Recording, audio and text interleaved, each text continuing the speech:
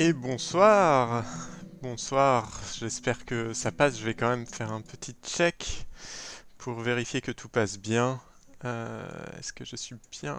Tout à fait, je suis en ligne et en live sur Twitch pour la première fois depuis longtemps. Et puis avec un nouveau concept, une nouvelle émission, un crochet par la droite. L'idée est toute bête, c'est une revue de presse puisque ça pullule désormais sur Twitch. Après tout, pourquoi pas? Et c'est vrai que celles que j'écoute sont quand même relativement orientées, ce qui n'est pas une mauvaise chose en soi. Mais ça fait un moment que je cherche l'opportunité à la fois moi de sortir de ma bulle liée aux réseaux sociaux, au contexte, à mes engagements politiques, aux gens que je fréquente, tout ça, tout ça. Une bulle un peu gauchiste, hein, on va pas se mentir, pour aller voir un peu ce qui se dit et ce qui s'écrit de l'autre côté de l'échiquier politique. Euh, et la revue de presse est un bon moyen pour ça finalement. C'est un bon moyen de voir à la fois ce qui se dit et à la fois ce que les gens avec qui je peux être en désaccord dans ma vie de tous les jours voient du monde. C'est-à-dire quel est le point de vue qu'ils regardent, quel est le point de vue qu'ils utilisent ou qu'on leur offre. Alors évidemment, il y a BFM, CNews, etc., les médias dominants si on veut, mais il y a aussi une presse, vraiment une presse écrite de droite, et je pense que c'est intéressant de temps en temps s'y pencher. Je le fais moi-même régulièrement pour des chroniques radio, sur Radio Campus Paris, écoutez, c'est très très bien. Et je voulais le faire quand même de manière plus systématique, et je me suis dit, tant qu'à faire, le partager avec les gens qui le souhaitent, soit en direct, là sur Twitch, soit en différé, puisque évidemment cette émission, on va appeler ça une émission, ce live sera disponible en replay, puisqu'on ne fait pas les choses à moitié ici. Euh, alors, du coup, pour cette première, je me suis sélectionné 6 articles. 6 articles. J'ai essayé de faire un peu un panorama de ce qui pouvait, de ce qu'on pouvait trouver, de ce qui pouvait, voilà, des médias. C'est pas forcément évident de trouver les médias dont on veut parler. Quand on parle des médias de droite, on a forcément en tête évidemment le Figaro. Euh, on pense aussi à d'autres choses peut-être un peu plus sélectives, un peu plus éco, l'Express, les échos justement. Mais il n'y a pas que ça, donc on va voir un peu ce que j'ai sélectionné ce soir. Pour commencer, alors non, pour commencer, je vais faire la liste, hein, ça va bien se passer. Déjà, je vais commencer par vous lister ce dont j'ai prévu de parler, ce que j'ai prévu de vous lire dans la revue de presse. Nous allons regarder ça tout de suite. Alors, oula, tout à coup, vous m'entendez beaucoup moins, je pense. Voilà, ça va mieux. Tout d'abord, bah oui, Causeur. Je pouvais difficilement passer à côté. Alors, je suis pas fan, puis alors il y a quand même beaucoup de trucs qui sont en abonné et j'ai pas poussé le vice à m'abonner à Causeur pour l'instant, hein. C'est un test, on va pas déconner. J'ai fait mon abonnement au Figaro pour 1 € par mois. J'ai déjà mis une petite notification pour me désabonner dans 30 jours. Mais ouais, concernant Causeur, j'ai trouvé cet article sur la présidence des Jeunes LR, une élection à haute portée symbolique, puisque visiblement la relève se prépare du côté des Républicains. Et vu l'état du parti, les Républicains aujourd'hui, qui a quand même du mal à se situer, à exister face au macronisme, je me suis dit que ça pouvait être intéressant. Je ne l'ai pas lu, hein, mais je me suis dit que ça pouvait peut-être être intéressant de voir ce qui se préparait au niveau effectivement de la nouvelle génération. C'est-à-dire quelle orientation politique ils allaient choisir, parce que eux aussi finalement doivent se positionner par rapport au macronisme. Qu'est-ce qui fait qu'à 20 ans tu préfères aller chez les Républicains plutôt que chez La République en marche? Je me dis que c'est peut-être intéressant. Euh, Côté Express, alors évidemment, vous n'êtes pas sans savoir que aujourd'hui, c'est le début des débats à l'Assemblée pour la loi climat, la fameuse loi qui découle de la Convention citoyenne pour le climat, donc les 150 citoyens, citoyennes tirés au sort pour, euh, pour faire une proposition voilà, pour l'écologie et contre le réchauffement climatique. Ces propositions qui ont été reprises, soi-disant sans filtre, qui ont donné lieu à un projet de loi du gouvernement et qui aujourd'hui entre en débat à l'Assemblée. Euh, Ça a commencé cet après-midi. On va pas épiloguer dessus, mais je me disais que ça pouvait être intéressant d'aller voir un peu ce que disait la presse de droite sur cette loi climat. Et donc on a un article de l'Express, écologie de bon sens. Alors ça c'est génial, ou sans ambition. Le bon sens c'est génial, c'est vraiment un élément de langage de La République en marche et de ses alliés aujourd'hui. En tout cas sur cette loi-là, d'une manière plus générale je pense aussi, mais cet après-midi, on l'a vraiment beaucoup entendu dans les interventions des députés ou de la ministre pour défendre cette loi climat. L'Assemblée plonge dans la loi climat, donc voilà, ça sera l'article de l'Express. On est allé voir Atlantico aussi. Atlantico, qui est un média de droite, évidemment, qui nous propose un article. Emmanuel Macron est-il un orfèvre de la technique de manipulation du gaslighting? Alors, gaslighting, tu es cherché quand même. En gros, c'est une technique de manipulation qui fait en sorte que l'interlocuteur, enfin la personne à qui vous adressez, pardon, euh, vous lui présentez la vérité ou les choses d'une telle manière, l'information d'une telle manière que finalement le but c'est de faire douter la victime ou l'interlocuteur ou interlocutrice de sa mémoire, de sa perception, de faire en sorte en gros de transformer les faits pour qu'ils correspondent à votre discours et non plus à celui ou à la perception qu'en a eu la personne en face. C'est considéré comme une technique de manipulation. Euh, voilà, c'est intéressant. Je suis curieux de voir ce que Atlantico en dit. Notamment, ça parle du fameux mea culpa enfin, du non mea culpa du président de la République face à sa gestion de la crise sanitaire. Bah, je pouvais évidemment pas passer à côté de VA. Valeurs actuelles, n'est-ce pas? Donc j'en ai pris un petit, honnêtement, j'avais pas trop envie de m'infliger des trucs trop violents, donc là ils font un petit papier sur Charline Vanhoenacker, qui visiblement a fait un papier qui leur a pas plu, donc on va aller voir, c'est en lien avec tout le débat qu'il y a en ce moment autour de l'UNEF et des réunions non mixtes. Sur le Figaro, évidemment, je pouvais pas passer à côté du Figaro. Je suis tombé sur cet article par Paul Sugy. J'ai le droit d'avoir plusieurs amoureuses avec une campagne du planning familial fait polémique.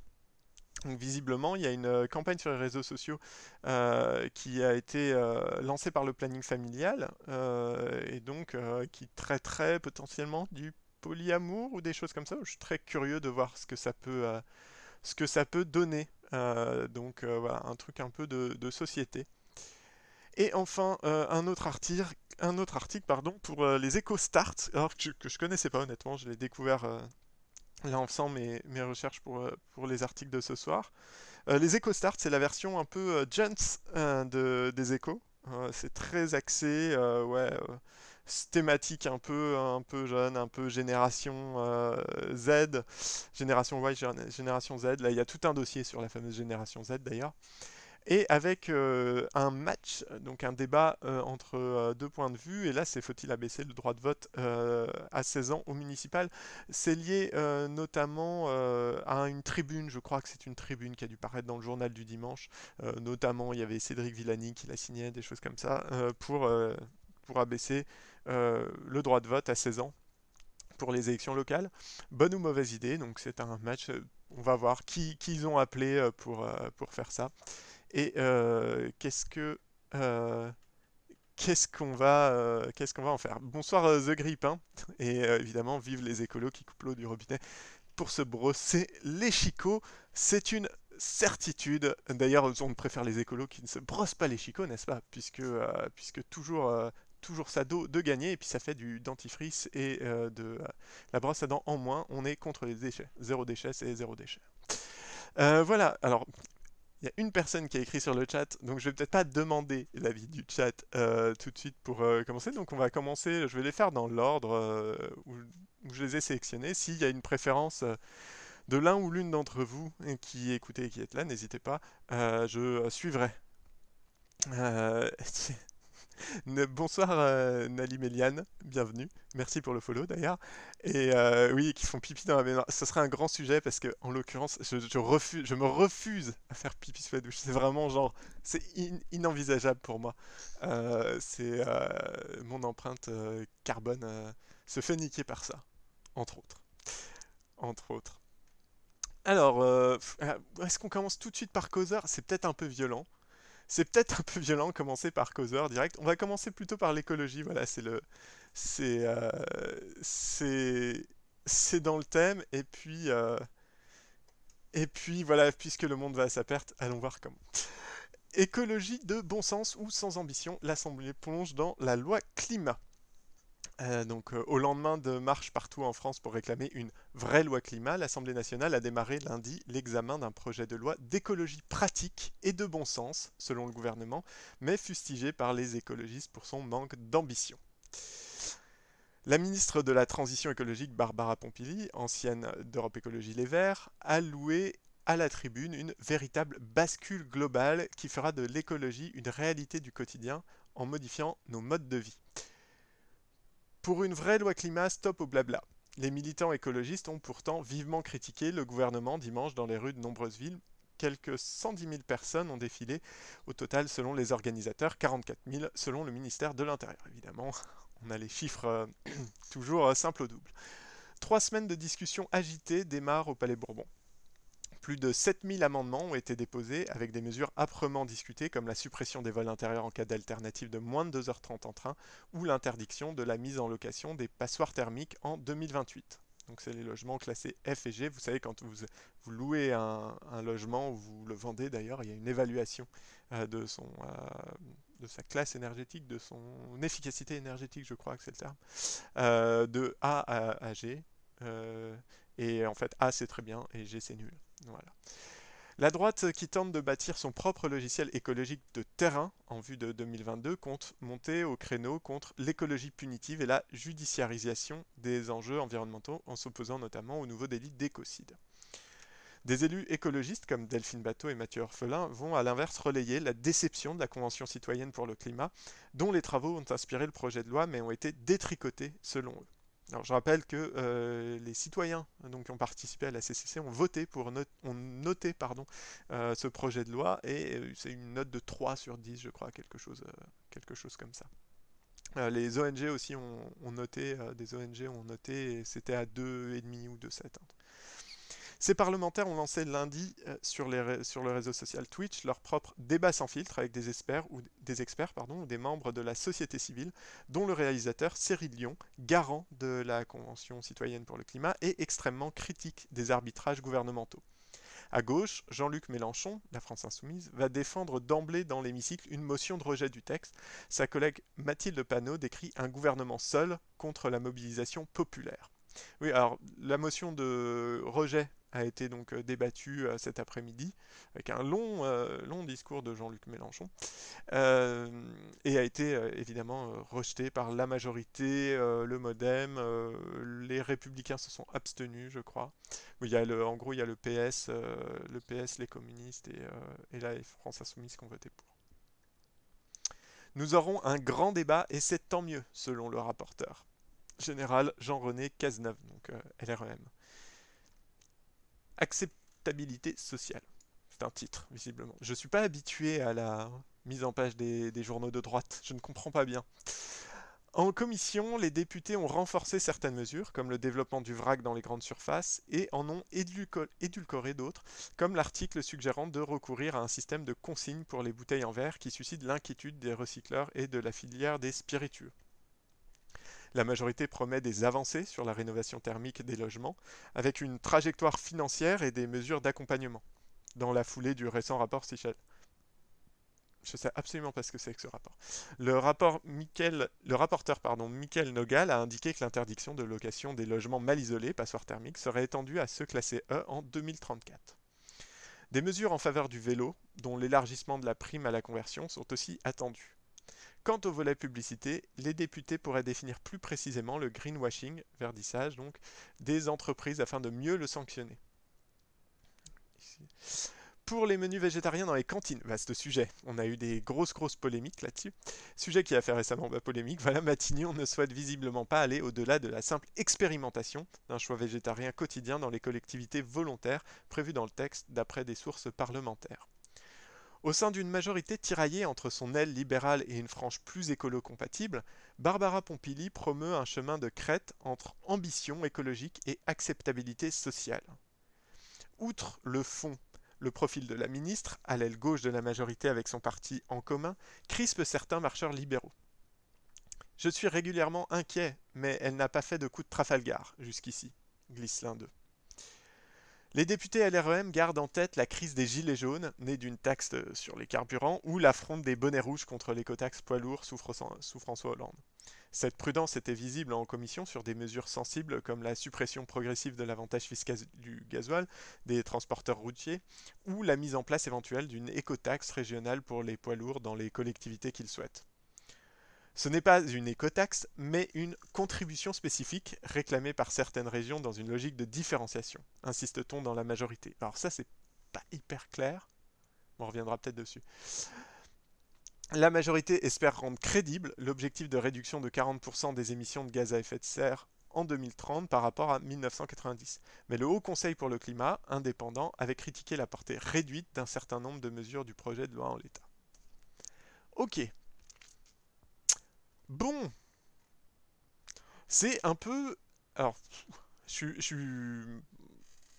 un peu mitigé quand même parce que c'est pas ouf journalistiquement. Non, c'est quand même un peu délicat. Je veux dire, on évoque le projet de loi, on donne, on donne vite fait l'avis de la Convention citoyenne en disant que ça a été détricoté, mais en fait, à aucun moment on s'étend un peu là-dessus. Et je trouve, alors c'est un article, hein, peut-être que l'Express l'a fait ailleurs. Là, je trouve que quand on parle de ce projet de loi-là, en fait, on devrait quand même un petit peu revenir sur effectivement ce qui a été pris et ce qui n'a pas été retenu, finalement. Après, c'est vrai que le cœur de l'article est quand même autour voilà, c'est un peu cet exercice d'équilibriste, effectivement, que Barbara Pompili définit comme un chemin de crête. Euh, D'un côté, on a une opposition de gauche qui dit ça va pas assez loin, et il n'y a pas que l'opposition de gauche, hein. Le Haut Conseil pour le climat, si je me rappelle bien, il faudra vérifier, je crois qu'il disait clairement que leur conclusion c'était que ça ne permettrait pas l'objectif de réduction de 40%. Euh, voilà, donc bon, à vérifier. Mais... et puis l'aile droite, enfin l'aile droite de LREM, et puis les Républicains, hein, qui eux, en fait, voilà, ne veulent pas de punition, ne veulent pas de contrôle. Bon, c'est quand même un peu délicat. Bon, après, l'article en soi est factuel. On fait quand même pas mal parler les gens de droite. Et c'est vrai que c'est intéressant de souligner qu'effectivement, LREM est quand même un peu échaudé, j'imagine, par rapport à la crise des Gilets jaunes. Euh, voilà, c'est quand même partie d'une histoire du coût de l'essence. Bon, après, ce dont il n'est pas question là dans l'article, c'est quand même effectivement de qui va être ciblé principalement par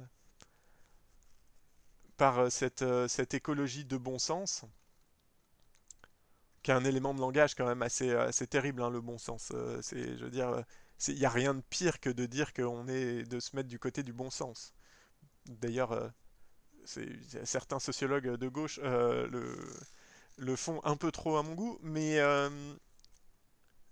spécial dédicace à Geoffroy. Mais là, voilà, l'argument principal et qui est vraiment revenu beaucoup à l'Assemblée cet après-midi, c'est que, en gros, là, tout ce qu'ils ont fait, c'est le bon sens. C'est le bon sens. Alors, qui est en plus polysémique, hein. On a à la fois le bon sens au sens de la direction. C'est le bon sens. On va dans la bonne direction. Mais on a aussi, évidemment, le bon sens, c'est-à-dire que c'est la bonne chose à faire. C'est si on est censé, si on réfléchit correctement, c'est ce qu'il faut faire. Voilà. Bon, un peu mou. Ça se positionne à moitié. Ça cite quelques exemples. Ça souligne que c'est un peu, ouais, en gros, ça fait pas l'unanimité, mais ça, on le savait. Je pense pas qu'il y ait grand-chose de plus à en dire. Euh, je ne, je ne crois pas qu'il y ait plus de choses à dire sur celui-là, donc on va le mettre de côté. Je ne doute pas que de toute façon, dans les 3 prochaines semaines, il y aura d'autres articles à ce sujet. Vivement qu'on arrive à VA. Eh ben écoute, tu le, tu le demandes, donc allons-y directement. Faisons un petit VA. Mais en fait, j'ai peur qu'il soit décevant, VA.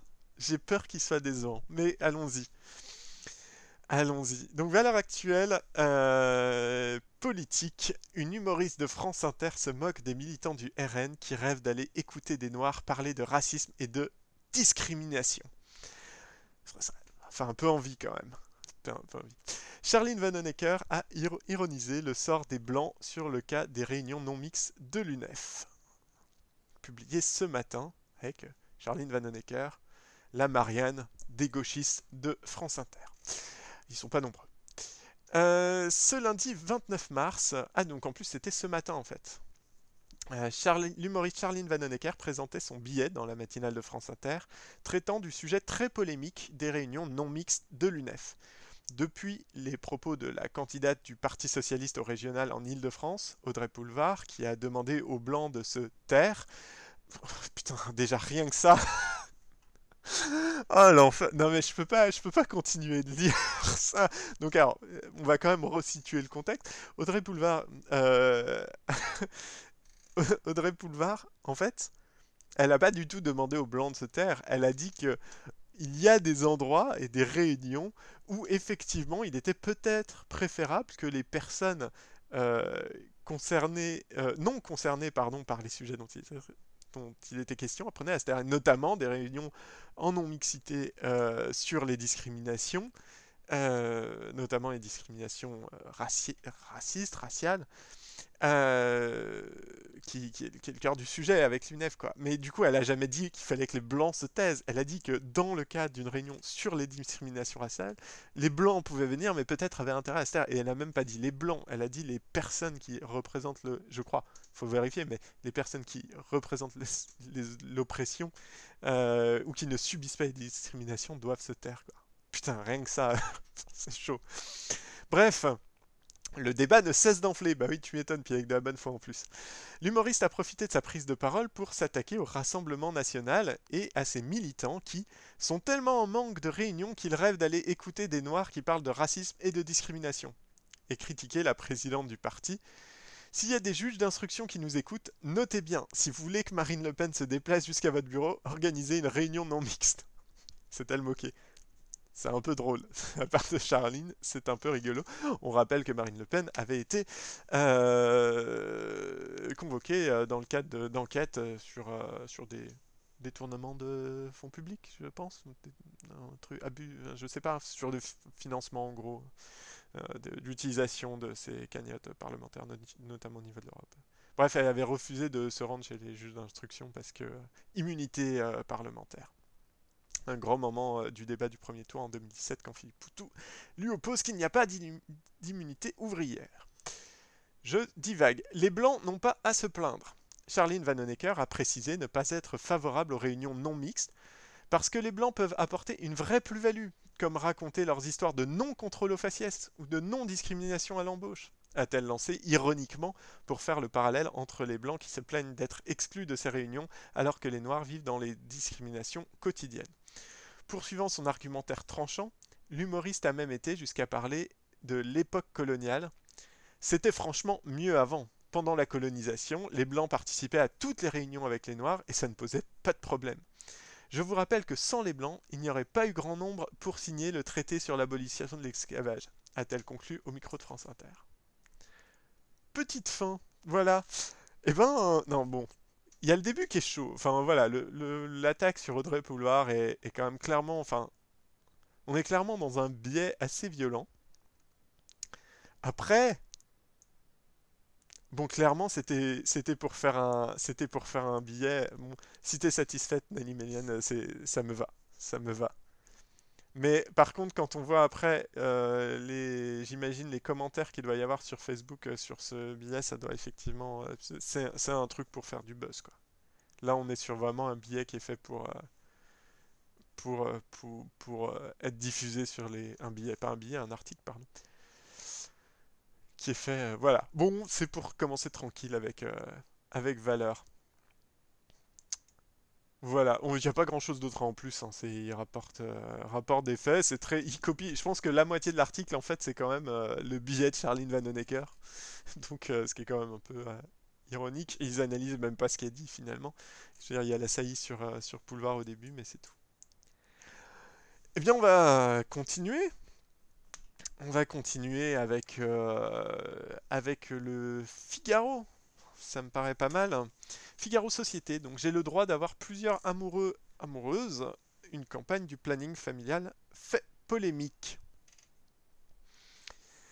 Sur les réseaux sociaux, cette campagne d'éducation sexuelle à destination des jeunes et diffusée par le planning familial a suscité de vives réactions de la part des internautes. Alors moi, je suis passé complètement à côté de cette campagne. Je ne sais pas quand est-ce qu'elle a été diffusée, mais on va sûrement l'apprendre. Mais moi, j'ai vraiment rien vu du tout. C'est un visuel qui a au moins eu le mérite de faire le buzz, alors que les publications du planning familial sur sa page Facebook connaissent d'habitude une audience plus limitée.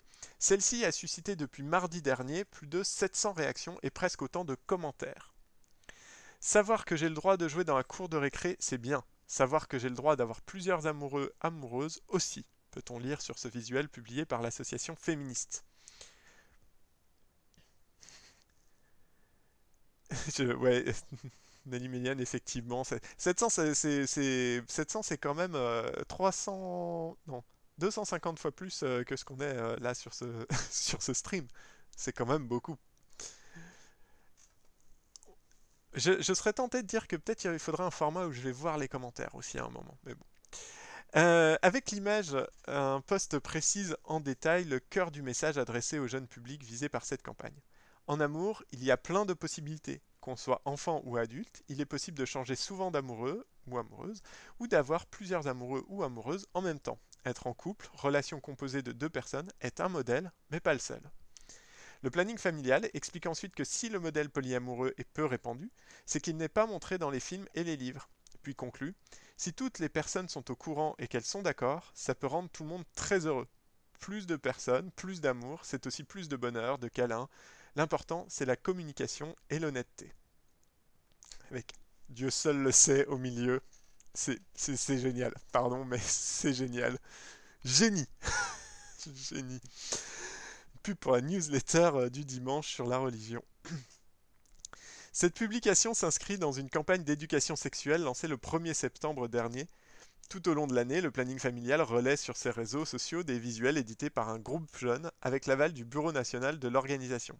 Ces images et ces slogans ont donc été conçus par des jeunes et pour des jeunes et visent à compenser, d'après l'association, le manque de temps accordé par l'éducation nationale à ces questions. Tous les autres visuels peuvent être consultés sur un dossier partagé mis en ligne par l'association. En commentaire, les réactions des internautes sont majoritairement réprobatrices. Ce sont presque exclusivement des femmes qui répondent à l'administrateur de la page Facebook. Comment préparer les femmes à servir encore plus le patriarcat? On se posait justement la question, ironise l'une d'entre elles. Les mêmes impôts qui servent à payer cette propagande de destruction de la famille sont ceux qui serviront à payer les pensions des mamans sans mari, des enfants sans papa, les psys des enfants rendus fous par ce discours délirant, ajoute une autre. Une dernière critique vertement le message, le niveau zéro de l'éducation affective et sexuelle. Mettre dans le même panier amour et sentiment amoureux, c'est la plus grave des confusions. Celle-ci, Anne-Sixtine Perardel, pardon. Je vais m'interdire de me moquer des noms sur ce chan. Je vais essayer de... Voilà. Renvoie d'ailleurs à sa propre page internet où elle dispense également des conseils en éducation affective.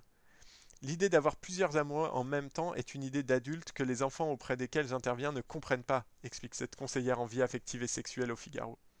Cette campagne... Mais non, enfin bref. Cette campagne du planning familial est complètement décalée car elle dit aux enfants qu'être amoureux ou avoir un amoureux, au fond, c'est pareil. Alors que si l'on tombe amoureux sans le vouloir, choisir en revanche d'aimer quelqu'un suppose un engagement. Voilà le discours qu'il faudrait tenir aux enfants et aux jeunes. Laissez donc les enfants se construire en liberté plutôt que les instrumentaliser à des fins idéologiques, réagit de son côté le député LREM François Jolivet sur son compte Twitter. Contacté par Le Figaro, celui-ci juge que la méthode est assez indigne et d'ajoute la méthode de quoi? Qu'est-ce qui est bon et d'ajouter c'est de l'idéologie à 100%. Et je regrette que le planning familial s'éloigne de sa mission qui est utile. Il semble inféodé lui aussi à l'esprit de déconstruction à la mode.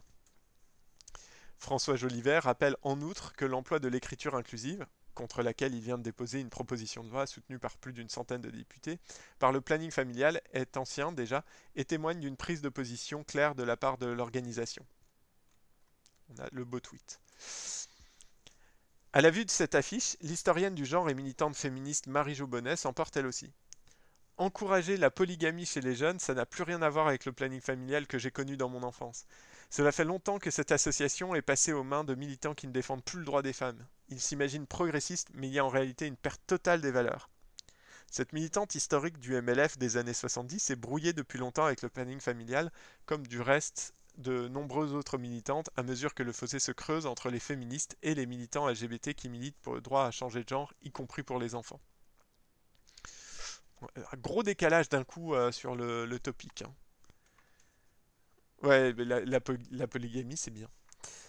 En plus, la polygamie, c'est un truc légal. Genre, si on, on verra ce qu'on en retient à la fin. De son côté, le planning familial juge la polémique infondée et se défend auprès du Figaro. Notre campagne s'adresse aux enfants et non aux adultes. Ce n'est pas la sexualité génitale qui est visée, mais ce qui se passe comme découverte entre les enfants. Ok, putain. C'est génial. Donc, on va quand même dire qu'il y a un petit biais dans le Figaro, parce que donc il y a un article qui est quand même assez... Enfin pour le coup, voilà, contrairement à celui de Valeurs Actuelles qu'on vient de lire, c'était vraiment genre du copier-coller des extraits du papier de Charline Vanhoenacker. Là, il y a quand même un article. Ils ont interrogé une personne, ou deux, je sais pas, on sait pas, Marie-Jo Bonnet, on sait pas s'ils l'ont interrogé ou si c'est un commentaire. Mais voilà, donc on a quand même un article qui est, je sais pas combien il fait de signes, mais voilà, qui a un certain nombre de paragraphes.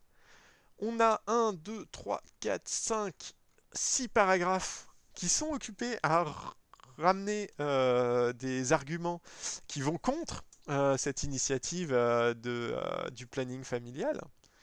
Et on a une phrase de commentaire à la fin sur le planning familial et qui justifie en gros le positionnement. C'est-à-dire, ils font même pas semblant de la pluralité d'opinion, quoi. C'est vraiment, c'est genre, non, c'est de la merde en fait. Ce truc du planning familial, on n'est vraiment pas d'accord. Et, et du coup, ben, on vous dit qu'on n'est pas d'accord en utilisant des commentaires qu'on rapporte. C'est, ouais, bah, c'est, voilà, c'est orienté, hein. Ils aiment pas, hein. Ils aiment pas le polyamour. C'est alors c'est un peu c'est assez intéressant parce qu'ils vont quand même chercher juste ils vont chercher une meuf qui est une ancienne du MLF. Alors Marie-Jo Bonnet, son nom me dit quelque chose, mais en vrai je saurais pas la recaser donc je vais pas pouvoir en dire un peu plus sur elle. Si on fait une petite recherche Wikipédia rapidement, qu'est-ce que ça nous dit sur Marie-Jo Bonnet? Bon, visiblement elle est en bisbille quand même avec tout le mec à Wikipédia en anglais tout de suite sur sa page. Mais quel trou du cul, je vous jure. Marie-Jo Bonnet, c'est donc une spécialiste de l'histoire des femmes. Comment elle se place? Elle est opposée à la PMA médicalisée. Euh, elle est... Qu'est-ce qu'on a? Bon, présidente et fondatrice de l'association Souffle d'Elle, les premiers cafés des femmes. Bon, je la connais pas, je la connais pas spécialement. Bon, ils ont l'air de dire qu'en fait, en tout cas, elle est vraiment pas d'accord avec les mouvements féministes un peu plus contemporain. Faudrait voir ce qu'elle dit un peu. Elle, faudrait aller chercher un peu quel est son positionnement sur les mouvements féministes contemporains récents, hein. Je parle vraiment de ce qu'on voit depuis MeToo. Euh, bon, voilà. Ça en a profité pour tacler l'écriture pardon, inclusive, hein. Au passage aussi, il y avait quoi? C'était un truc complètement à la masse. Ah oui, sur le droit à changer de genre. Oui, d'un coup, voilà.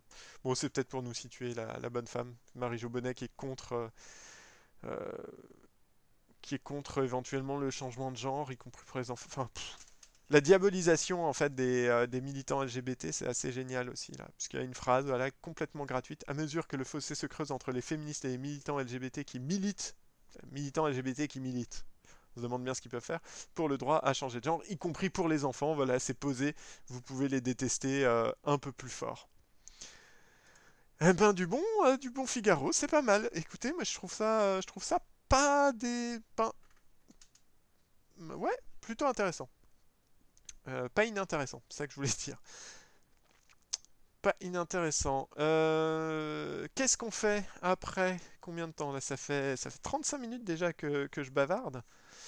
Euh, je pense qu'on peut en faire encore. Moi, je suis chaud pour continuer un peu. Je suis très curieux de voir ce que ça dit sur le droit de vote à 16 ans chez les échos. Très très curieux. Le match. Les échos start. Donc les échos version Jones. Version web. Faut-il abaisser le droit de vote à 16 ans au municipal? Donc chaque jeudi, c'est le match. On confronte deux opinions autour d'une question. Et à vous de vous forger votre propre point de vue. Donc c'est nickel. Moi je dis c'est parfait. On est là pour s'ouvrir l'esprit. On va voir ce qu'ils nous proposent. Aujourd'hui, le débat porte sur le droit de vote. 100 élus ont appelé à l'abaisser à 16 ans pour les élections municipales. Bonne ou mauvaise idée? Par Chloé Mario. C'est vrai, j'ai pas dit les auteurs-autrices sur les autres. Je crois qu'il y en a, c'était des rédactions à chaque fois. Bon, tant pis, les prochaines fois j'y penserai.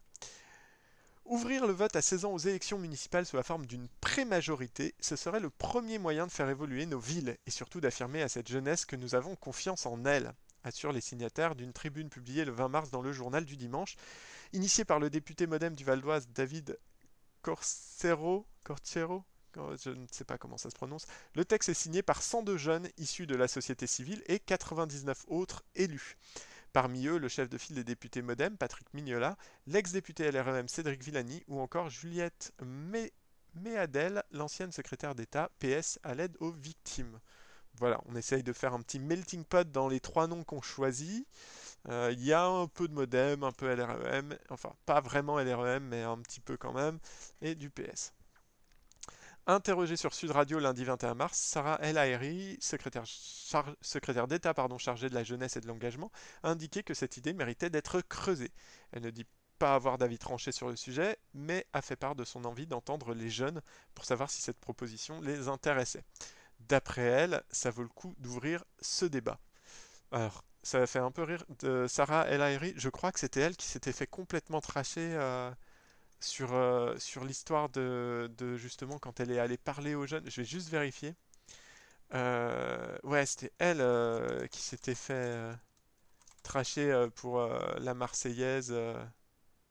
Ouais, à Poitiers. C'était donc la secrétaire d'État était allée à Poitiers pour rencontrer les jeunes, puis en fait tout le monde avait râlé en mode ils nous écoutent pas, et elle avait voulu faire une Marseillaise qui avait été reprise par personne, enfin ça a été un gros bide, donc c'est assez marrant de l'entendre vouloir dire qu'elle aimerait entendre l'avis des jeunes. La question revient régulièrement sur la scène politique, pourquoi uniquement les municipales? Le droit de vote à 16 ans pour toutes les élections est dans le programme de Jean-Luc Mélenchon, c'était déjà le cas en 2017, a réagi sur Twitter Adrien Quatennens, député de la France Insoumise du Nord. En septembre dernier, c'est le groupe Écologie Démocratie Solidarité qui plaidait pour l'abaissement de l'âge de la majorité électorale, et ce, quel que soit le scrutin. Le groupe réclamait un débat sur le sujet au Parlement avant de se raviser. Interrogé en octobre à l'Assemblée nationale par le député EDS, donc Écologie Démocratie Solidarité, Mathieu Orphelin, donc c'est un transfuge c'est des transfuges de LREM Écologie, démocratie, solidarité, si je dis pas de bêtises. Le Premier ministre Jean Castex avait répondu que le gouvernement ne pensait pas, à ce stade, que l'abaissement à 16 ans de la majorité électorale était la réponse la plus adaptée. Et d'ajouter, les jeunes ayant 18 ans révolus n'utilisent pas suffisamment leur droit de vote, et c'est à la question de l'engagement politique que nous devons ensemble nous attaquer. Est-ce que je peux réagir 2 secondes à ça? C'est complètement... Le mec, on lui dit jaune, il dit oui, mais vert, quoi. C'est les jeunes ayant 18 ans révolus n'utilisent pas suffisamment leur droit de vote, donc on va pas le donner à des gens plus jeunes. C'est complètement... Enfin, ce n'est pas la question. Bien sûr qu'il faut... Enfin, si on pense que le droit de vote est essentiel pour la démocratie, voilà, bien sûr qu'il faut essayer de remobiliser les jeunes. C'est pas ceux de moins de 18 ans qui votent pas, hein, c'est de 18 à 35 ans. Du coup, on va pas ouvrir plus. Enfin, c'est deux problèmes différents. C'est à partir de quand on estime qu'on a le droit de voter en tant que citoyen ou citoyenne, et quand on a le droit de voter, ben, qu'est-ce qui fait qu'on ne vote pas? Enfin, c'est vraiment deux problèmes différents. Bref. Quels sont aujourd'hui les arguments des partisans et des détracteurs de l'ouverture du droit de vote à 16 ans au municipal? Réponse avec le député MoDem David Cortiero, donc qui est à l'origine de la tribune publiée dans le JDD, et Pierre-Henri Dumont, député LR du Pas-de-Calais, qui est opposé. Ah. Donc on a un débat entre la droite et je vais être gentil, je vais dire le centre droit. Non, on est content. Mais après tout, pourquoi pas? C'est une mesure qui, euh, pour le coup, a probablement des justifications un peu idéologiques, partisanes si on va chercher, mais finalement qui est assez, je veux dire pragmatique, j'aime pas ce mot, mais qui est assez concrète, quoi. C'est est-ce qu'on permet aux plus jeunes de voter ou pas? Donc on va commencer par le pour de David Cortiero. C'est dommage que je sache pas comment ça se prononce son nom. Le député MoDem du Val d'Oise. Certains jeunes sont nés et ont passé toute leur vie dans la même commune. Ils utilisent ces installations sportives, ces espaces culturels et ces transports depuis toujours. Ils connaissent parfaitement leur commune, parfois mieux que les candidats au municipal. Et malgré cela, ils n'ont pas le droit de se prononcer sur la politique de leur ville. Résultat, comme ils ne peuvent pas voter, aucun candidat ne s'adresse à eux. Il n'y a quasiment jamais d'activité prévue dans les programmes électoraux municipaux pour les plus de 16 ans. Leur accorder le droit de vote, c'est les replacer au cœur des villes. Les jeunes sont engagés et ont des revendications. On le voit avec le mouvement de grève pour le climat, où ils descendent dans la rue le vendredi. On le voit également avec cette crise sanitaire, où ils apportent volontiers leur soutien aux associations, mais aussi sur les réseaux sociaux, avec, par exemple, leur engagement contre les discriminations. 16 ans est un âge important en termes de droits. C'est le moment à partir duquel on peut conduire, accompagner, s'émanciper du foyer familial, créer une association, payer des impôts, travailler. Les jeunes apprentis partagent leur vie entre l'école et l'entreprise. Ils ont une vie active mais n'ont pourtant pas de droits civiques. En 1974, Valéry Giscard d'Estaing a écouté une jeunesse qui souhaitait avoir plus de liberté et de responsabilité et a, pour ce faire, abaissé la majorité de 21 à 18 ans. Nous sommes dans la même configuration. Il faut leur laisser la possibilité de faire entendre leur voix pour préparer l'avenir. Ce droit de vote devrait être accompagné de cours d'éducation civique obligatoires tout au long de la scolarité, pour mieux comprendre la démocratie et les institutions. Pourquoi abaisser le droit de vote à 16 ans au municipal et non pas à toutes les élections? Lors d'élections départementales, par exemple, les électeurs doivent se prononcer au niveau cantonal, sur des cantons qui peuvent rassembler des villes très différentes. C'est une réalité plus complexe. Ouvrir le droit de vote à 16 ans au municipal obligerait les villes à revoir leur politique. Et quand on sait que les projets municipaux sont subventionnés en partie par des aides du département ou de la région, cela ferait ricochet. On se souvient toujours de la première fois où l'on est allé voter. Je suis pas sûr. Je me souviens pas. Je pense que c'était des municipales d'ailleurs. On s'y rend avec des amis, son copain ou sa copine, sa famille. C'est une expérience collective. En leur permettant de s'engager tôt sur des sujets qu'ils connaissent, nous pensons que les jeunes continueront par la suite à voter. L'objectif, leur affirmer qu'on leur fait confiance, qu'on leur donne des responsabilités locales. À eux de les saisir. Bon, un pour plutôt bien construit, un peu lyrique, voilà, bon, je trouve ça intéressant. Le point qui, à mon avis, est intéressant à retenir dans cet argument pardon, c'est la question de l'égalité face au droit. Finalement, effectivement, à partir du moment où on peut conduire, accompagner, s'émanciper surtout du foyer familial, c'est-à-dire être son propre foyer, ne plus dépendre de ses parents au regard de l'État. Qu'on peut créer une association, qu'on peut payer des impôts effectivement, qu'on peut travailler, etc. On pourrait mettre d'ailleurs la majorité, l'histoire de la majorité sexuelle, même s'il y a des questions en ce moment là-dessus. Ouais, le droit de vote paraît pas complètement déplacé en fait, je crois. En tout cas, c'est ce que je retiens de son argumentaire. Le reste, la justification de pourquoi que les municipales, c'est un peu bon, un peu flagada, je dirais. C'est mon mot du jour. Contre Pierre-Henri Dumont, député LR du Pas-de-Calais. C'est une fausse bonne idée, une proposition démagogique. Ça c'est fait. Je ne crois absolument pas que cette mesure permettra de lutter contre l'absentéisme sur le long terme. Seulement 28% des 18-34 ans sont allés voter au second tour des municipales en 2020, contre 41% pour l'ensemble de la population. Ce sont les plus nombreux à ne pas s'être déplacés. Et ce, alors même que cette élection est la plus proche des intérêts des gens. Et ce n'est pas parce qu'on a le droit ce n'est pas parce qu'on a le droit de vote qu'on l'utilise. En réalité, cette mesure permettrait simplement d'intéresser des jeunes qui sont déjà sensibles à la chose publique, les mêmes que vous retrouverez dans l'isoloir à 18 ans. Aussi, pourquoi proposer en fait, ça me pose problème son argument, on reviendra après. Aussi, pourquoi proposer d'abaisser le droit de vote à 16 ans pour cette élection et pas les autres? Si on multiplie les différents âges de vote, on dilue le message. Et surtout, l'âge de 18 ans est sacré. Là, c'est la droite, ça. C'est sacré, on ne touche pas, c'est le symbole, il marque véritablement le passage à la vie adulte. C'est une pierre angulaire de l'entrée dans la citoyenneté. Aujourd'hui, la grande majorité des démarches et changements importants se font à 18 ans. Le passage du bac et du permis de conduire, l'entrée dans les études supérieures. C'est également à cet âge que l'on devient éligible, que l'on peut se représenter, que l'on peut se présenter pour devenir maire, député ou même président de la République. Je crois qu'il dit une connerie, on vérifiera.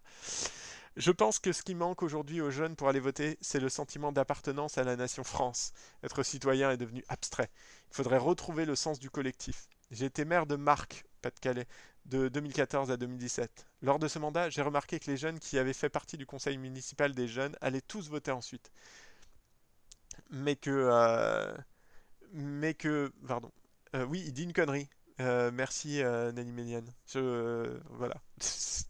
Si vous ne faites qu'écouter et que vous ne regardez pas le chat, c'est compliqué, mais Nali Ménian réagit au fait que oui, le président de la République, je crois que c'est une une trentaine d'années. Ah non? Ah merde. On a de la correction en direct. Putain, c'est génial. Il y a de l'interaction. Je suis fan. Je suis fan. Bon, alors on revient après là-dessus. Ah, c'était 23. Putain. Alors c'est sénateur peut-être à 35. Il y a une élection où c'est 35, je crois. Donc on en était à quoi? On en était au sens du collectif. Lors de ce mandat, j'ai remarqué que les jeunes qui avaient fait partie du conseil municipal des jeunes allaient tous voter ensuite, mais que ceux qui n'avaient pas été embarqués dans un projet collectif d'aide à la commune, par exemple, étaient moins enclins à voter. Pour que les jeunes se sentent réellement citoyens, il faudrait par exemple renforcer le service national universel, le SNU, et le rendre obligatoire du collège au bac. Cela permettrait d'apprendre des valeurs, de faire des stages dans des collectivités, d'accompagner des forces de police ou pompiers. C'est ainsi que les jeunes se sentiront pleinement citoyens, et c'est in fine cela qui déclenchera le vote. Ok, eh ben... Alors ils ont pris un avis de droite qui est très très très bien de droite. Euh, alors ouais quand même j'aimerais qu'on revienne sur plusieurs choses.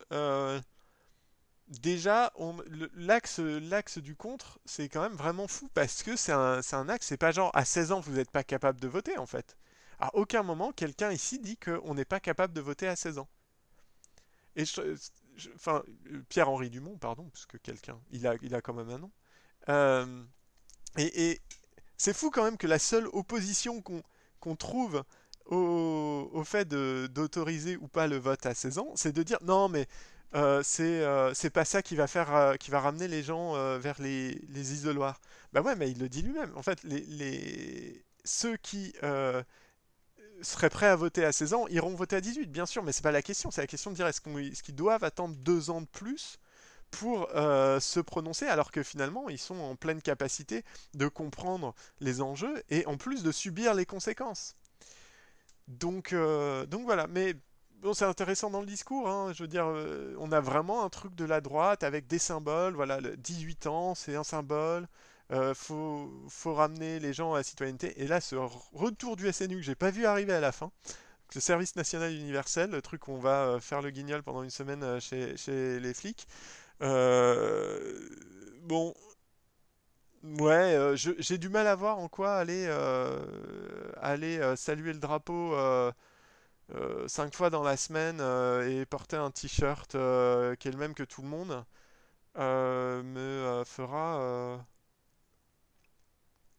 me fera en fait voter derrière. Enfin, je suis pas sûr. Faudrait voir s'il y a une. Ce serait intéressant de voir si à la fin du service militaire, il y a eu une chute du vote dans la tranche d'âge concernée, quoi. Parce que là, c'est le propos en fait.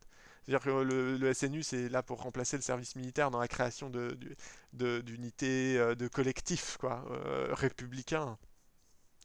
Et du coup, ce serait marrant de voir s'il y a eu un impact de l'abandon du service militaire sur les habitudes de vote des tranches d'âge concernées. Euh, voilà. Bon, évidemment, pas d'avis de gauchiste, hein, puisqu'on est sur un média de Les Échos Start, qui est un média plutôt de droite, du coup.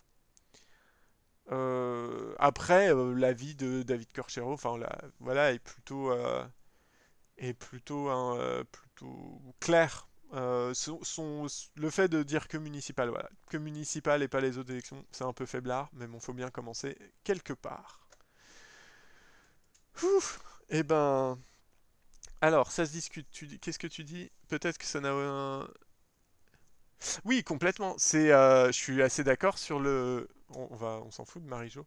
Je suis assez d'accord, Nani Melian, donc qui dit que peut-être ça n'a aucun impact sur le vote, mais c'était un lieu de mixité forcée qui poussait à rencontrer des gens de milieux et d'opinions différentes. Je suis assez d'accord avec quand même. Alors, il y a quelques réserves là-dessus. D'une part, c'est des opinions différentes, oui et non, parce qu'en fait, certains milieux sociaux se retrouvaient quand même plus facilement dans des comment on dit, des grades. Enfin voilà, en gros, tu vois, vous pouvez être sous off, etc. Enfin, tu avais quand même la possibilité de t'extraire du troufion de base. Euh, Il y avait quand même aussi des passe-droits, mais effectivement, il y avait un brassage. Il y avait un brassage qui était. Alors après, je connais pas suffisamment bien, moi, le service militaire. Je n'ai pas étudié la sociologie du service militaire, mais je me demande d'avoir quand même en termes de d'oppression, enfin tu vois, de masculinité toxique, j'aurais envie de dire. Mais en tout cas, voilà, comment ça se passait réellement? Est-ce que cette mixité existait vraiment?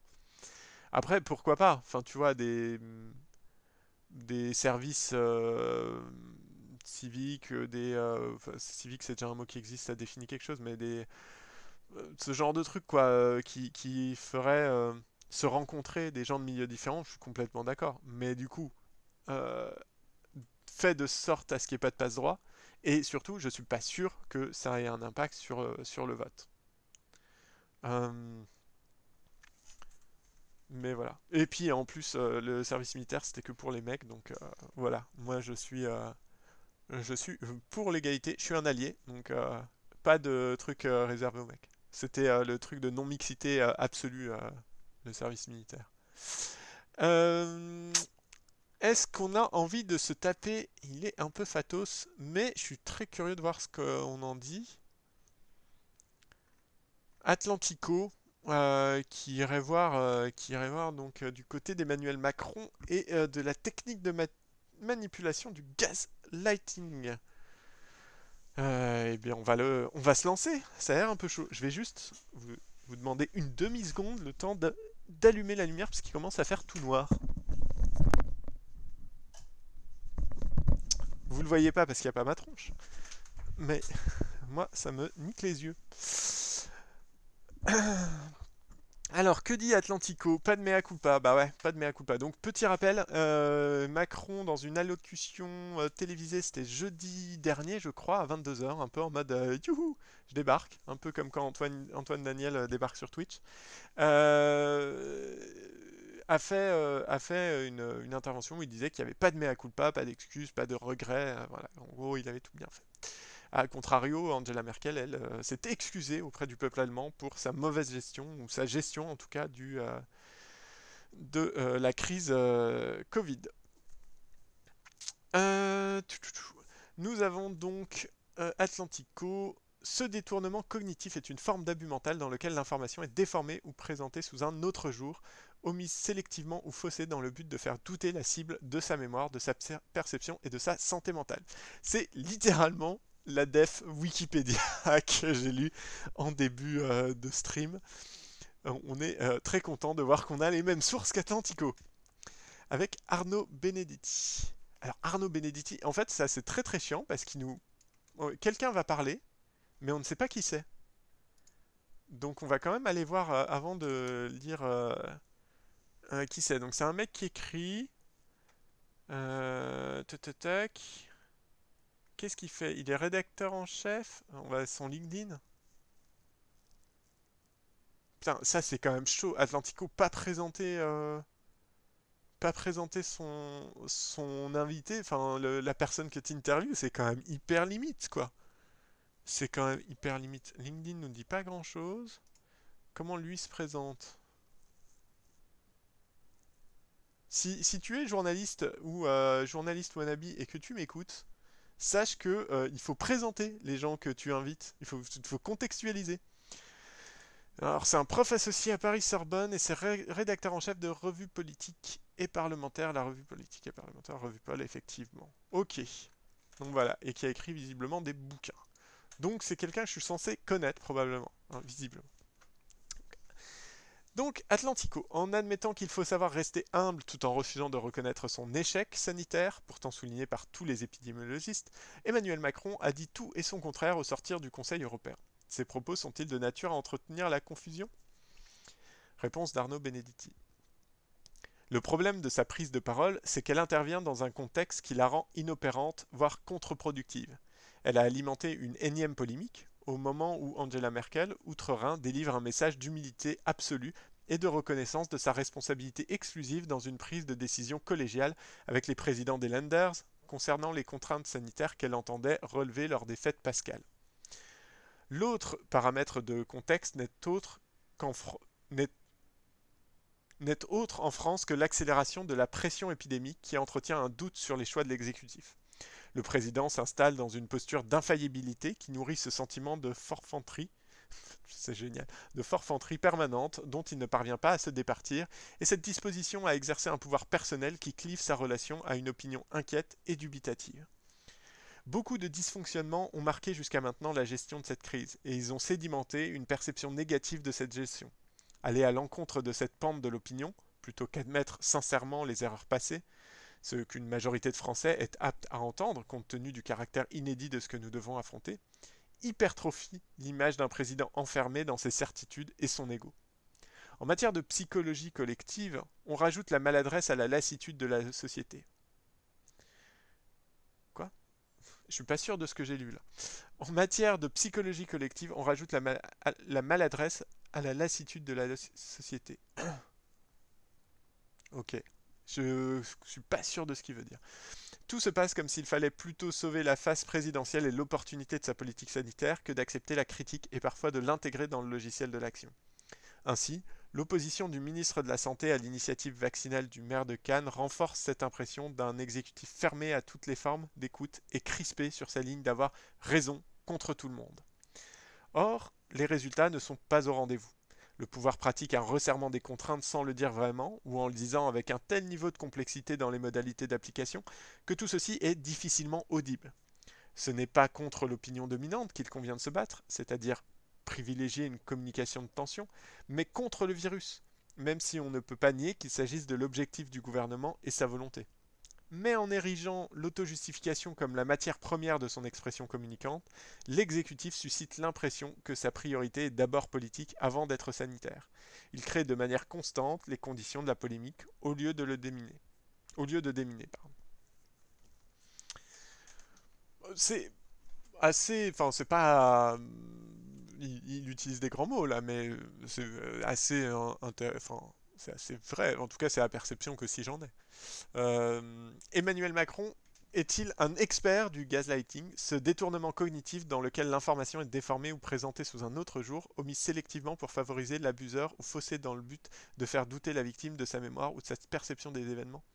Alors là, je me permets quand même un truc, c'est que En quoi Arnaud Benedetti est-il pertinent pour parler de ça, en fait?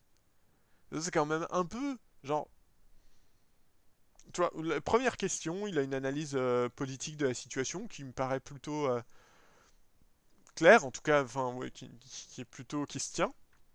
On est d'accord ou pas hein, avec ce qu'il dit, mais je veux dire, c'est plus ou moins argumenté. Il a des exemples, il analyse ce qui se passe, bon, ok. Et c'est son rôle. Euh, Là, on est quand même sur Emmanuel Macron, est-il expert du gaslighting, qui est donc un truc, enfin, qui est quand même technique de manipulation. Enfin, je sais pas, c'est bizarre quand même qu'on l'interroge lui. On va écouter sa réponse quand même.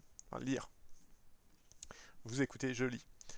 La communication politique a toujours fait de la perception des récepteurs la trame de son travail. D'où, au demeurant, la méfiance dont elle est nécessairement l'objet dans des sociétés démocratiques et de libre arbitre revendiquées, et même érigées en principe d'émancipation. Emmanuel Macron n'innove pas dans cette entreprise qui consiste à jouer parfois avec le réel. Édouard Bernays, l'un des pionniers et théoriciens des relations publiques, se qualifiait lui-même de négociant en réalité. C'était il y a presque un siècle. Oui, Bernays, c'est un mec du début du XXe qui a fait énormément de choses, notamment dans le domaine de la publicité. C'était il y a presque un siècle. On oublie au demeurant trop souvent que la propagande et ses techniques n'ont pas été historiquement inventées par les régimes totalitaires, qui les ont récupérées au sein des régimes démocratiques, qui les ont récupérées au sein des régimes démocratiques, notamment au moment de la Première Guerre mondiale et à la suite de celle-ci. Emmanuel Macron, à la suite d'autres, utilise un procédé de rhétorique dont les sophistes ont été à leur façon les initiateurs. Il part d'un élément du réel qui accrédite ses thèses, le sursouligne au point d'effacer tous les éléments qui viendraient le contredire, et en déroule le fil d'une logique argumentative qui en déduit un raisonnement apparemment implacable quant à sa mécanique, mais dont il écarte toutes les interférences qui pourraient l'infirmer. Cette technique-là est bien connue, c'est celle de la cueillette des cerises, le cherry picking en anglais. Lors de son point presse faisant suite au dernier Conseil européen, il a justifié son choix de ne pas reconfiner en excipant le fait que les modèles épidémiologiques qui lui auraient été présentés projetaient une accélération de la propagation du variant anglais en février. Ce n'était pas le cas, comme se sont empressés de lui répondre les épidémiologistes, notamment ceux de l'INSERM, qui ont rappelé que le point de basculement avait été localisé pour le mois de mars, ce que les faits démontrent. On est en plein dedans. Emmanuel Macron tire parti d'une alerte afin de la transformer et de la dévaluer en alarmisme. Pour ce faire, il en modifie verbalement le calendrier de manière un peu grossière pour se recréditer et légitimer son choix de la fin janvier. Ce faisant, le risque qu'il prend est double. Il soude une communauté médico-scientifique qui aujourd'hui doute pour une grande part de l'efficacité des mesures gouvernementales, et il s'expose en tangentant, il utilise des mots lui, en tangentant avec la vérité factuelle, à être contredit quasiment de manière instantanée dans le fact-checking permanent dont les paroles publiques sont désormais l'objet en temps réel. Alors, on a quand même, ça c'est lourd, de manière instantanée dans le fact-checking permanent dont ça fait l'objet en temps réel, au cas où on n'est pas compris. À moins qu'il ne parie sur l'effet poisson rouge, qui dans une société de l'immédiateté témoigne d'un affaiblissement des facultés de mémorisation, dans le chaos cognitif, ce que l'essayiste américain Vance Packard appelait la persuasion clandestine pour qualifier l'une des figures de la com, trouve là un terreau propice à son éventuelle efficience. C'est lourd. Ouais, c'est un petit peu lourd là, Arnaud. Hein, c'est un petit peu lourd. Bon, qu'est-ce qu'il y a? Ouais, il y a une dernière question quand même. C'était le cœur. Oui, bon. En gros, Macron, il dit des trucs et c'est pas vrai. Et il essaie de nous faire croire que c'est vrai. Voilà. Bon, ça nous dit pas grand-chose de plus. Question de l'Atlantico. Et si le en même temps macronien, le fameux, bien plus qu'une ébauche de synthèse politique, était surtout une manière consciente ou inconsciente de faire perdre aux Français confiance dans leur perception? Gouverner, c'est hélas aussi manipuler. Le machiavélisme a cassé le morceau en le rendant public.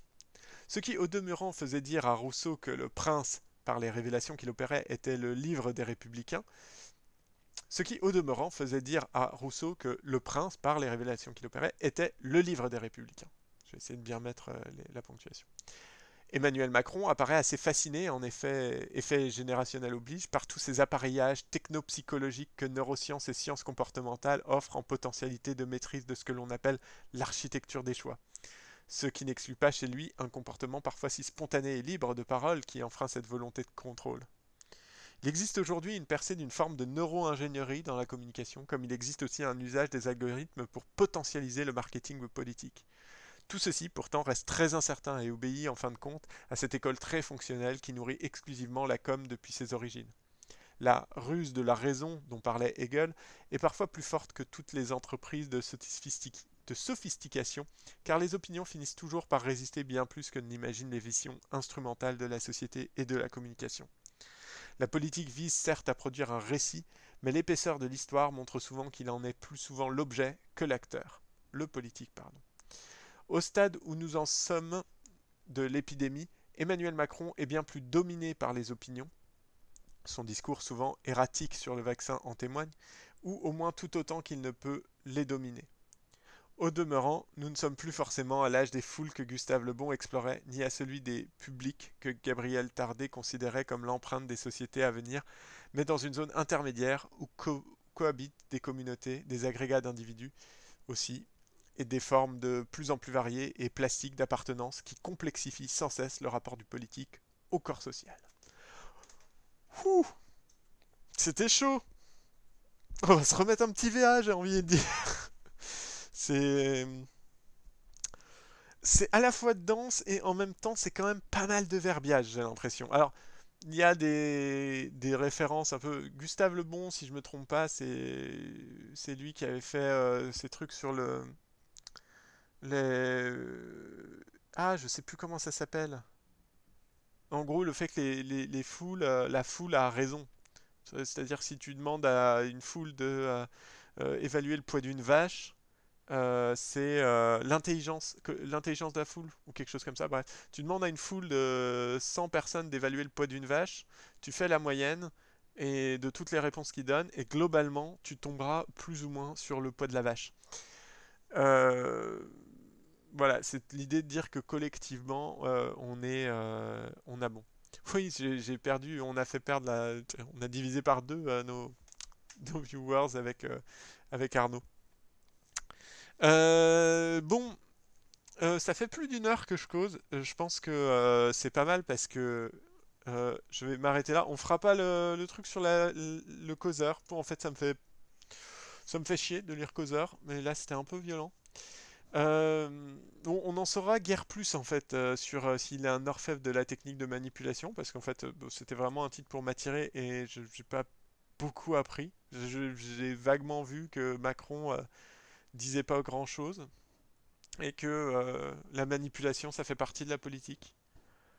C'est un peu décevant comme article, je m'attendais à mieux de chez Atlantico. Ça se veut un peu un télo en plus. C'est marrant parce que quand j'ai cherché un peu là, des journaux ou des choses comme ça où je pouvais choper des articles, mon truc c'était de me dire, attends, c'est quoi le monde diplo de droite, tu vois? J'aurais aimé avoir au milieu du Figaro, de Causeur, de machin, de Valeurs Actuelles, j'aurais aimé avoir un truc un peu solide que j'ai pas vraiment eu. Que j'ai pas vraiment eu. Peut-être Contrepoint. Faudra que j'essaye d'aller voir du côté de Contrepoint. On verra ça pour la prochaine. Mais en tout cas,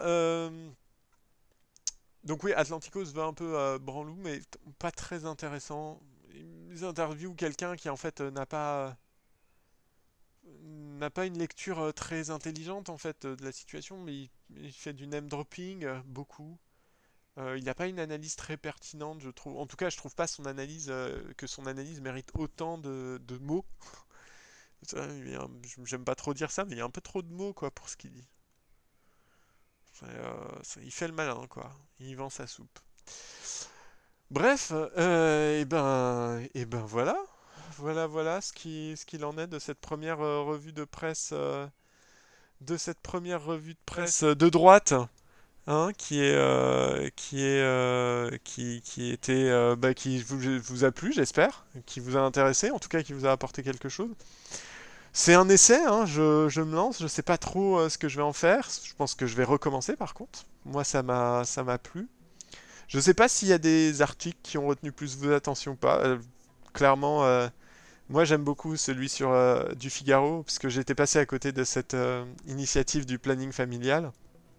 Et, euh, et du coup, je suis assez content de savoir qu'elle existe, et je vais aller voir de ce pas ce qu'en disent les gens, les 700 commentaires. Bah, n'hésitez pas, si ça vous a plu, à vous abonner à la chaîne. Je vais faire un peu l'instant promo. Vous pouvez vous abonner à la chaîne, vous inscrire sur Switch, n'hésitez pas à la partager, etc. Elle sera dispo en replay. Et puis, bah, quant à moi, si vous avez des bons sites de droite, là j'ai fait mainstream un peu quand même. Je sais pas si j'irais sur des trucs un peu plus genre Riposte Laïque, Français de souche, trucs comme ça. Je sais pas si j'ai vraiment envie de lire des machins comme ça. En même temps, parfois il peut y avoir des choses qui sont curieuses, à défaut d'être intéressantes, mais qui en tout cas nous permettent de nous donner un cadre de pensée autre. euh, et, euh, et parfois ça peut être intéressant. On verra. Sur ce, je vais me taire. Il m'apparaît. Ah, merci, merci Nali Méliane, ça me fait très plaisir. C'est très dur de t'appeler Nali Méliane, mais j'y arrive, tu vois. Merci beaucoup. Il y en aura d'autres, je sais pas à quel rythme ça va faire, au moins une fois par semaine, peut-être un peu plus, parce que j'aime bien qu'on va être reconfiné mercredi et que donc. Et que moi potentiellement j'ai le Covid, donc ça se trouve je suis coincé chez moi aussi.